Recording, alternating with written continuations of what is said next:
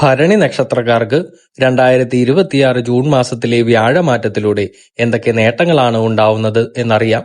നിങ്ങളുടെ 4-ാം ഭാവത്തിലൂടെയും 5-ാം ഭാവത്തിലൂടെയും ഇനി വ്യാഴം സഞ്ചരിക്കുന്ന കാലമാണ്.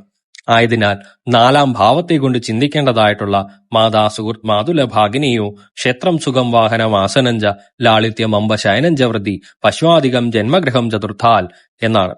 മാതാവ്, ബന്ധുക്കള്, അമ്മാവൻ, മരുമകൻ, കൃഷിഭൂമി, സുഖം, വാഹനം, ഇരിപ്പിടം, ലാളിത്യം, ജലം, ശയനോപകരണങ്ങൾ, അഭിവൃദ്ധി, പശു മുതലായ നാൽക്കാലികൾ, ജനിച്ച വീട് എന്നിവയൊക്കെ 4-ാം ഭാവത്തെ കൊണ്ട് ചിന്തിക്കേണ്ട കാര്യങ്ങളാണ്. പ്രധാനമായും അമ്മയെയും വീടും വാഹനവും ഒക്കെ ചിന്തിക്കേണ്ട ഭാവമാണ് 4-ാം ഭാവം. 4-ാം ഭാവത്തിലൂടെ വ്യാഴം സഞ്ചരിക്കുന്ന കാലത്തില് അമ്മയ്ക്ക് വളരെ സൗഖ്യമുണ്ടാവും. രോഗങ്ങളൊക്കെ അലട്ടുന്നവരാണെങ്കിൽ അതിലൊക്കെ ഒരു ശമനം ഉണ്ടാവുന്ന കാലമാണ്.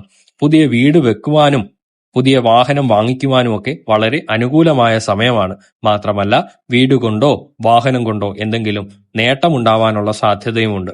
പശു മുതലായ നാൽക്കാലികൾക്കൊക്കെ വളരെ സൗഖ്യമുണ്ടാവും. അവയെ കൊണ്ട് നിങ്ങൾക്ക് നേട്ടമുണ്ടാവും.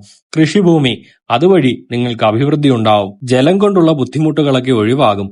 ശയനം മുതലായിട്ടുള്ള കാര്യങ്ങൾ, ഉറക്കക്കുറവൊക്കെ ഉണ്ടെങ്കിൽ അതൊക്കെ പരിഹരിക്കപ്പെട്ട് സുഖമായി ഉറങ്ങുവാനൊക്കെ കഴിയുന്നതാണ്. നാൽക്കാലികൾക്കും ജനിച്ച വീടിനും ഒക്കെ വളരെ അനുകൂലമായ സമയമാണ്. 4-ാം ഭാവത്തെക്കൊണ്ട് കുടുംബക്ഷേത്രത്തെയും കുടുംബദേവതയും ഒക്കെ ചിന്തിക്കേണ്ട ഭാവമാണ്.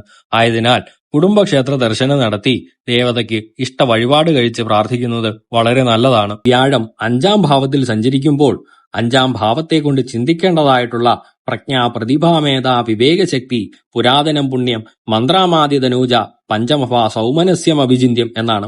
പ്രധാനമായും കുട്ടികളുടെ ഭാവമാണ് 5-ാം ഭാവം.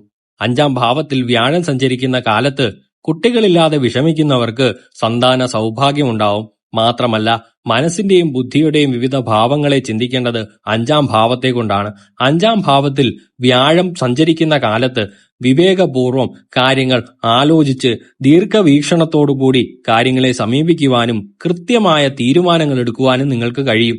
അതുവഴി നിങ്ങളുടെ പ്രശ്നങ്ങൾക്കൊക്കെ ഒരു പരിഹാരം ഉണ്ടാവും. ഈ ഫലങ്ങളൊക്കെ തടസ്സങ്ങളില്ലാതെ അനുഭവത്തിൽ വരുന്നതിനായിട്ട് മഹാവിഷ്ണു ക്ഷേത്രത്തിൽ വ്യാഴാഴ്ചകളിൽ ദർശനം നടത്തി മഹാവിഷ്ണുവിങ്കൽ ഭാഗ്യസൂക്താർച്ചന, പുരുഷ സൂക്താർച്ചന എന്നിവയൊക്കെ വഴിപാട് കഴിക്കുന്നത് വളരെ നല്ലതാണ്.